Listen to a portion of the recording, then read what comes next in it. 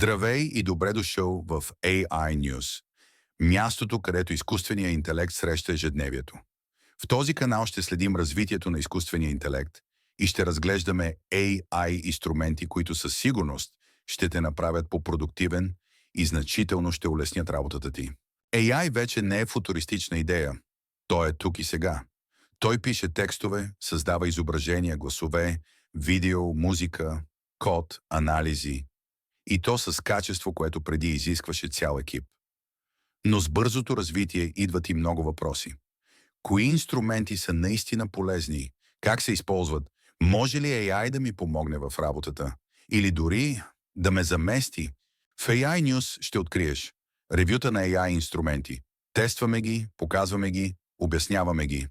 Сравнения кой AI е по-добър и за какво, новини и анализи, какво се случва в света на OpenAI, Google, Meta и други. Какво означават тези промени за теб, бизнеса ти или професията ти?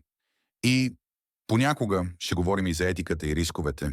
AI не е просто мода. Това е промяна в начина, по който работим, учим и създаваме. Смяташ, че това не те засяга? До 2 години почти няма да остане индустрия, която да не е засегната от AI. Вярвам, че знанието трябва да е достъпно. Не е нужно да си програмист, за да разбираш как работи AI. Не е нужно да имаш скъпа техника или специално образование, за да го използваш. Но е добре да знаеш как да го използваш умно. Всяка седмица ще има ново видео, новини, анализи, инструменти и съвети. Нищо излишно, само най-важното. Ако не искаш да изоставаш от технологиите, абонирай се, натисни камбанката и се включи в разговора в коментарите. AI вече е тук. Не чакай да разберат всички как работи. Разбери пръв. Добре дошъл в AI News.